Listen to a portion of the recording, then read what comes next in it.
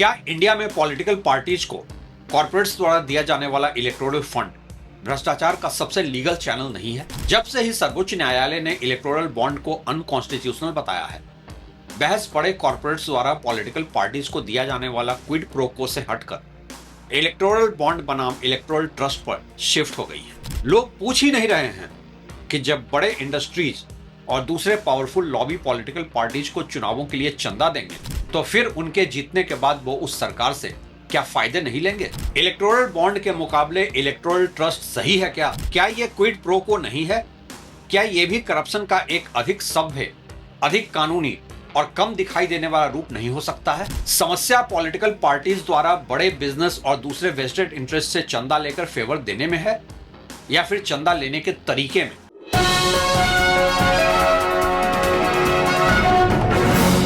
नमस्कार, आप देख रहे हैं रवि सिन्हा अनसेंसर्ड। नाम बदलने से खेल बदलता है या सिर्फ पर्दा? कल्पना कीजिए, एक बड़ी कंपनी है, उसे सरकार से कोई लाइसेंस चाहिए, कोई माइनिंग लीज चाहिए, कोई लैंड यूज अप्रूवल चाहिए, कोई एनवायरमेंटल क्लियरेंस चाहिए, कोई गवर्नमेंट कॉन्ट्रैक्ट चाहिए, कोई टैक्स डिस्प्यूट सुलझाना है, कोई रेगुलेटरी इन्वेस्टिगेशन चल रही है, या फिर उसे बस ये भरोसा चाहिए कि पॉलिसी उसके बिजनेस के खिलाफ अचानक नहीं बदलेगी। अब कंपनी के सामने दो रास्ते हैं। पहला रास्ता, वो सीधे किसी पॉलिटिकल पार्टी को पैसा दे। दूसरा रास्ता, वो एक इलेक्टोरल ट्रस्ट को पैसा दे। इलेक्टोरल ट्रस्ट आगे किसी या कई पॉलिटिकल पार्टीज को फंड दे दे। कागज पर दूसरा रास्ता ज्यादा साफ दिखता है। पैसा बैंकिंग चैनल से जा सकता है, ट्रस्ट को कुछ डिस्क्लोजर करने होते हैं, कैश की जगह फॉर्मल रूट होता है। लेकिन लोकतंत्र का असली सवाल केवल यह नहीं है कि पैसा चेक से गया या कैश से। असली सवाल है, पैसा किसने दिया, किसे मिला, कब मिला, और उसके बाद सत्ता ने उस डोनर के लिए क्या किया। अगर इन सवालों का जवाब जनता को नहीं मिलता तो सिस्टम क्लीन दिख सकता है, लेकिन क्या वो वास्तव में क्लीन है? यही इलेक्टोरल बॉन्ड और इलेक्टोरल ट्रस्ट के बीच सबसे जरूरी बहस है। पहले समझिए, इलेक्टोरल बॉन्ड और इलेक्टोरल ट्रस्ट में फर्क क्या था। इलेक्टोरल बॉन्ड क्या था? इलेक्टोरल बॉन्ड 2018 में लागू हुआ। व्यक्ति या कंपनी बैंकिंग रूट से बॉन्ड खरीद सकते थे और एलिजिबल पॉलिटिकल पार्टी को दे सकते थे, लेकिन पब्लिक को डोनर और रेसिपिएंट का लिंक नहीं पता चलता था। सुप्रीम कोर्ट ने 15 फरवरी 2024 को स्कीम को अनकॉन्स्टिट्यूशनल ठहराया, क्योंकि यह वोटर के पॉलिटिकल फंडिंग जानने के अधिकार का उल्लंघन करती थी। कोर्ट ने यह भी माना कि कॉर्पोरेट फंडिंग और पॉलिसी इन्फ्लुएंस का संबंध लोकतांत्रिक ट्रांसपेरेंसी के लिए गंभीर प्रश्न है। सबसे महत्वपूर्ण बात यह थी कि इलेक्टोरल बॉन्ड्स में पब्लिक एनोनिमिटी थी।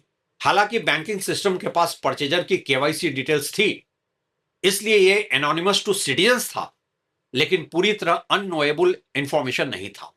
यही एसिमेट्री सबसे बड़ी समस्या बनी। जनता को नहीं पता, लेकिन सत्ता के पास जानकारी होने की संभावना और क्षमता दोनों थी। अब इलेक्टोरल ट्रस्ट क्या है? इलेक्टोरल ट्रस्ट एक अलग व्यवस्था है जो 2013 के स्कीम के तहत बनी। यहां एक ट्रस्ट होता है जो कंपनीज या इंडिविजुअल से कंट्रीब्यूशन ले सकता है और उसे पॉलिटिकल पार्टीज तक पहुंचाता है। ट्रस्ट को अपनी इनकम, डोनर्स और पॉलिटिकल डिस्बर्समेंट की जानकारी टैक्स अथॉरिटीज को देनी होती है। स्कीम के तहत उसे प्राप्त कंट्रीब्यूशन का कम से कम 95% एलिजिबल पॉलिटिकल पार्टीज को डिस्ट्रीब्यूट करना होता है। यानी सरफेस पर इलेक्टोरल ट्रस्ट इलेक्टोरल बॉन्ड से बेहतर दिखता है, क्योंकि पैसा बैंकिंग रूट से आता है, ट्रस्ट एंटिटी आइडेंटिफिएबल होती है, कुछ डिस्क्लोजर फ्रेमवर्क भी होता है, डोनर और रेसिपिएंट की रिपोर्टिंग का फॉर्मल ट्रेल बनता है। बॉन्ड की तरह पब्लिक एनोनिमिटी का यह डिजाइन नहीं है, लेकिन यहीं रुक जाना और इसे जस्टिफाई करना गलती होगी, क्योंकि असली सवाल है, क्या पब्लिक को डोनर कंपनी और पॉलिटिकल पार्टी के बीच का एग्जैक्ट कनेक्शन रियल टाइम में साफ साफ दिखाई देता है? अगर नहीं तो ट्रांसपेरेंसी अधूरी है। इलेक्टोरल ट्रस्ट बेहतर है, लेकिन बेहतर विकल्प होना और एथिकली सही होना अलग बात है। इलेक्टोरल बॉन्ड के मुकाबले इलेक्टोरल ट्रस्ट को बेहतर कहना संभव है, लेकिन उसे आइडियल कहना कठिन है। इसे ऐसा समझिए, अगर एक कमरा पूरी तरह अंधेरा है और दूसरा कमरा हल्की रोशनी वाला है, तो दूसरा बेहतर है, लेकिन अगर दूसरे कमरे में भी यह नहीं दिख रहा कि अंदर कौन किससे मिल रहा है, किसके हाथ में कितना पैसा है और किस डील के बाद कौन सा फैसला हुआ, तो उसे ट्रांसपेरेंट रूम तो नहीं कहा जा सकता। इलेक्टोरल ट्रस्ट की ताकत यह है कि वो कैश बेस्ड ओपेक फंडिंग की तुलना में फॉर्मल चैनल देता है, लेकिन उसकी कमजोरी यह है कि वो पॉलिटिकल फंडिंग को इंटरमीडिएरी लेयर के पीछे रख सकता है। कंपनी कह सकती है हमने किसी पार्टी को नहीं दिया, हमने ट्रस्ट को पैसा दिया। पॉलिटिकल पार्टी कह सकती है हमें किसी कंपनी ने नहीं दिया, हमें ट्रस्ट से मिला। और ट्रस्ट कह सकता है हम केवल लीगल वकील हैं, लेकिन वोटर तो पूछ सकता है ठीक है, मगर मेरे लोकतंत्र में पैसा किसने दिया और बदले में सत्ता ने किसके लिए क्या किया। अगर इस प्रश्न का क्लियर पब्लिक आंसर नहीं है तो अकाउंटेबिलिटी अधूरी है। क्विड प्रो को क्या होता है? क्विड प्रो को का सरल अर्थ है मैं तुम्हें कुछ देता हूं, तुम बदले में मुझे कुछ दो। पॉलिटिकल फंडिंग में यह हमेशा इन्वेलप में लिखकर नहीं होता। कोई कंपनी नहीं लिखती 100 करोड़ डोनेशन के बदले हमें हाईवे कॉन्ट्रैक्ट चाहिए। कोई मिनिस्टर भी लिखकर नहीं कहता डोनेशन के बदले अप्रूवल दे दिया जाएगा। असल क्विड प्रो को बहुत सोफिस्टिकेटेड होता है। चुनाव से पहले कंट्रीब्यूशन, उसके बाद पॉलिसी चेंज, फिर लैंड अलॉटमेंट, फिर लाइसेंस रिन्यूअल, फिर टैक्स डिस्प्यूट में राहत, फिर गवर्नमेंट प्रोक्योरमेंट, फिर रेगुलेटरी साइलेंस, फिर एक्सेस। हर डिसीजन को अलग अलग देखें तो वो सारे डिसीजन लीगल दिख सकते हैं, लेकिन अगर डोनर, टाइमिंग, पॉलिसी बेनिफिट और स्टेट एक्शन को एक साथ देखें तो एक पैटर्न दिख सकता है।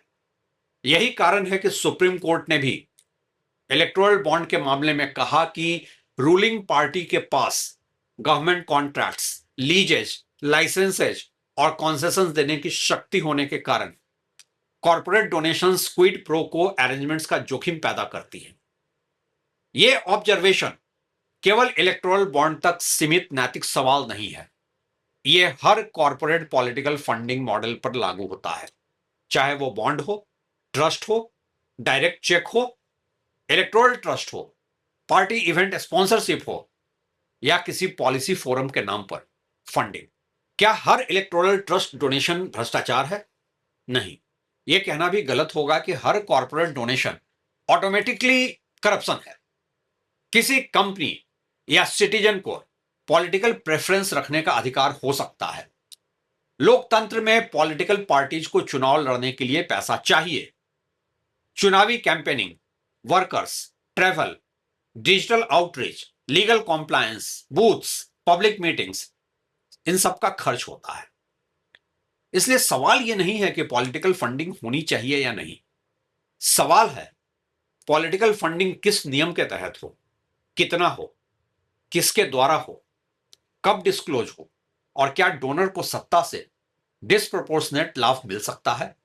हर डोनेशन भ्रष्टाचार नहीं है, लेकिन जब डोनेशन अमाउंट बहुत बड़ा हो, डोनर हेवली रेगुलेटेड सेक्टर में हो, डोनर को गवर्नमेंट अप्रूवल चाहिए हो, डोनेशन के आसपास स्टेट एक्शन हुआ, डोनर की आइडेंटिटी पब्लिक से छिपी हो, कंपनी का बिजनेस पॉलिटिकल डिसीजंस पर डिपेंडेंट हो, शेल एंटिटीज या लॉस मेकिंग फर्म्स पैसा दें, डोनर और रेसिपिएंट लिंक ओपेक हो, तो करप्शन रिस्क बहुत बढ़ जाता है। यहां लीगल और एथिकल के बीच फर्क समझना जरूरी है।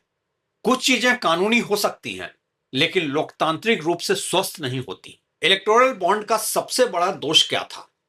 इलेक्टोरल बॉन्ड का दोष केवल एनोनिमिटी नहीं था, उसका बड़ा दोष था एसिमेट्री ऑफ इंफॉर्मेशन। जनता नहीं जानती थी कि कौन किस पार्टी को पैसा दे रहा है, अपोजिशन भी नहीं जानती थी, लेकिन सत्ता में बैठी सरकार, बैंकिंग सिस्टम और इन्फोर्समेंट मशीनरी के जरिए डोनर लैंडस्केप को समझने की बेहतर स्थिति थी। इससे डोनर के लिए पॉलिटिकल कैलकुलेशन बदल सकती थी। अगर कोई बिजनेस जानता है कि रूलिंग एस्टैब्लिशमेंट उसके डोनेशंस का पैटर्न जान सकती है, तो वह किसे ज्यादा पैसा देगा? ऑब्वियसली जिसके पास पावर है।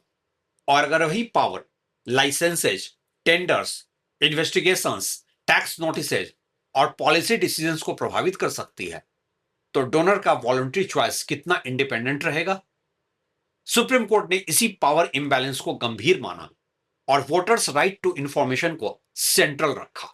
इलेक्शन कमीशन ने बाद में इलेक्टोरल बॉन्ड परचेज और इनकैशमेंट डिटेल्स पब्लिक की, लेकिन यह डिस्क्लोजर स्कीम खत्म होने के बाद सुप्रीम कोर्ट के आदेश से हुआ, सिस्टम के नॉर्मल डिजाइन से नहीं। अब सवाल उठता है कि इलेक्टोरल ट्रस्ट में समस्या कहां है। इलेक्टोरल ट्रस्ट इलेक्टोरल बॉन्ड जितना ओपेक नहीं है, लेकिन यह पूरी तरह पब्लिक ट्रांसपेरेंट भी नहीं है। समस्या के कुछ लेयर्स हैं। पहला, ट्रस्ट डोनर और पार्टी के बीच बफर बन सकता है। जब कंपनी डायरेक्ट डोनेशन करती है, लिंक रिलेटिवली आसान होता है। जब ट्रस्ट बीच में आता है, लिंक को समझना कठिन हो सकता है। कंपनी से पैसा ट्रस्ट में और वहां से पॉलिटिकल पार्टी को, और अगर कई कंपनीज और कई पार्टीज हों तो पब्लिक को यह जानना मुश्किल हो सकता है कि किस डोनर के पैसे का कितना हिस्सा किस पार्टी तक पहुंचा। दूसरा, डिस्क्लोजर अक्सर डिलेड और टेक्निकल होती है। लोकतंत्र में इंफॉर्मेशन का मतलब सिर्फ कभी ना कभी फाइल हो गई नहीं है। इंफॉर्मेशन ऐसी होनी चाहिए जो चुनाव से पहले उपलब्ध हो, सर्चेबल हो, मशीन रीडेबल हो, डोनर और पार्टी को लिंक करे, पब्लिक आसानी से समझ सके, जर्नलिस्ट, वोटर्स और रिसर्चर्स वेरीफाई कर सकें। अगर डेटा केवल टैक्स फाइलिंग, एनुअल रिटर्न या स्कैटर्ड डॉक्यूमेंट्स में हो तो एवरेज वोटर के लिए वो ट्रांसपेरेंसी नहीं, पेपर वर्क है। तीसरा, कॉर्पोरेट इन्फ्लुएंस का कोर इशू खत्म नहीं होता ट्रस्ट से, सिर्फ रूट बदलता है। अगर कंपनी का बिजनेस गवर्नमेंट अप्रूवल पर निर्भर है और वो पॉलिटिकल फंडिंग करती है तो कॉन्फ्लिक्ट ऑफ इंटरेस्ट तो बना रहता है। चौथा, डोनेशन कैप और कॉर्पोरेट अकाउंटेबिलिटी जरूरी है। इलेक्टोरल बॉन्ड के साथ कंपनीज एक्ट में कॉर्पोरेट डोनेशंस की पुरानी 7.5% प्रॉफिट लिंक्ड सीलिंग हटाई गई थी, जिसे सुप्रीम कोर्ट ने कॉर्पोरेट इन्फ्लुएंस के जोखिम के संदर्भ में देखा। अगर पॉलिटिकल फंडिंग पर मीनिंगफुल लिमिट्स नहीं हो तो financially powerful entities political competition को डिस्प्रोपोर्शनेटली अपने तरीके से शेप कर सकती है। लेकिन इलेक्टोरल ट्रस्ट में नाम तो पता चल जाता है, क्या इतना काफी है? मान लीजिए किसी ट्रस्ट की एनुअल फाइलिंग से आपको पता चलता है कि ट्रस्ट ने 500 करोड़ रिसीव किए। ट्रस्ट ने कई पॉलिटिकल पार्टीज को पैसा दिया, कुछ लार्ज कॉर्पोरेट्स डोनर्स थे। यह एक शुरुआत है, लेकिन लोकतंत्र को इससे आगे जाना चाहिए। वोटर्स को आइडियली यह पता होना चाहिए किस कंपनी ने कितना दिया, किस तारीख को दिया, किस ट्रस्ट के जरिए दिया, किस पार्टी को कितना पहुंचा, किस तारीख को पहुंचा। डोनर को बाद में गवर्नमेंट कॉन्ट्रैक्ट, लाइसेंस, लैंड या रेगुलेटरी रिलीफ मिला। कंपनी ने डोनेशन बोर्ड अप्रूवल से किया था। कंपनी का प्रॉफिट, डेट और फाइनेंशियल कैपेसिटी क्या थी। जब तक यह चेन पब्लिक नहीं होती तब तक क्विड प्रो क्वो को प्रूफ करना मुश्किल रहेगा, और यही समस्या है। करप्शन हमेशा प्रूफ के अभाव में इनोसेंट नहीं हो जाता। कई बार प्रूफ इसलिए नहीं मिलता क्योंकि सिस्टम को प्रूफ पैदा न होने देने के लिए डिजाइन किया गया होता है। पॉलिटिकल फंडिंग को पूरी तरह प्राइवेट क्यों नहीं छोड़ा जा सकता? क्योंकि पॉलिटिकल पार्टीज कोई प्राइवेट क्लब नहीं है। वे सरकार बनाती हैं, वे कानून बनाती हैं, वे टैक्स तय करती हैं, वे पब्लिक लैंड एलोकेट करती हैं, वे कॉन्ट्रैक्ट्स देती हैं, वे रेगुलेटर्स अपॉइंट करती हैं, वे इन्वेस्टिगेशन एजेंसीज की इंस्टीट्यूशनल इन्वॉल्वमेंट तय करती हैं। अगर कोई कंपनी किसी प्राइवेट एनजीओ को 10 करोड़ देती है तो उसका इफेक्ट सीमित हो सकता है, लेकिन अगर वही कंपनी रूलिंग पार्टी या पावरफुल पॉलिटिकल नेटवर्क को 100 करोड़ या 1000 करोड़ देती है तो उसका इफेक्ट केवल चैरिटी नहीं हो सकता, यह पब्लिक पॉलिसी पर इन्फ्लुएंस का रास्ता बन सकता है। इसलिए पॉलिटिकल फंडिंग को नॉर्मल कॉर्पोरेट स्पेंडिंग की तरह देखना खतरनाक है। यह लोकतंत्र की प्राइसिंग का सवाल है। तो सही पॉलिटिकल फंडिंग मॉडल क्या हो सकता है? कोई परफेक्ट मॉडल नहीं है, लेकिन कुछ मिनिमम प्रिंसिपल्स होने चाहिए। पहला, full and real time public disclosure हर कंट्रीब्यूशन का, donor name, amount, date, receipt, party, route, corporate identity, beneficial owner, board approval, यह सब एक पब्लिक पोर्टल पर जल्दी और सर्चेबल फॉर्म में उपलब्ध होना चाहिए। दूसरा, कॉर्पोरेट डोनेशंस पर रीजनेबल कैप। कंपनी अपनी प्रॉफिटेबिलिटी से डिस्प्रोपोर्शनेटली पॉलिटिकल डोनेशन न कर सके। लॉस मेकिंग या न्यूली क्रिएटेड एंटिटीज से मैसिव डोनेशंस पर ऑटोमेटिक रेड फ्लैग होने चाहिए। तीसरा, गवर्नमेंट कॉन्ट्रैक्ट्स और रेगुलेटेड एंटिटीज पर स्ट्रिक्टर रूल्स।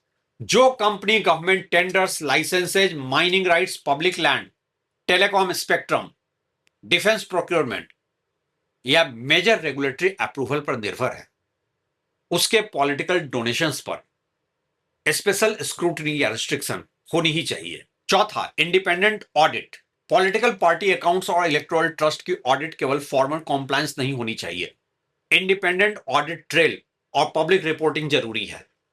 पांचवा, कैश डोनेशंस को सीमित करना। कैश पॉलिटिकल फंडिंग ओपेसिटी बढ़ाती है। स्मॉल डोनेशंस का प्राइवेसी कंसर्न अलग है, लेकिन लार्ज डोनेशंस का सीक्रेसी क्लेम लोकतंत्र से ऊपर नहीं होना चाहिए। छठा, स्टेट फंडिंग और इक्वल कैंपेन एक्सेस पर बहस। अगर इलेक्शंस इतने महंगे रहेंगे कि पार्टीज को कॉर्पोरेट मनी चाहिए ही चाहिए, तो करप्शन रिस्क बना रहेगा। इसलिए limited public funding, free media time, transparent campaign spending और डिजिटल एड डिस्क्लोजर पर गंभीर डिबेट जरूरी है।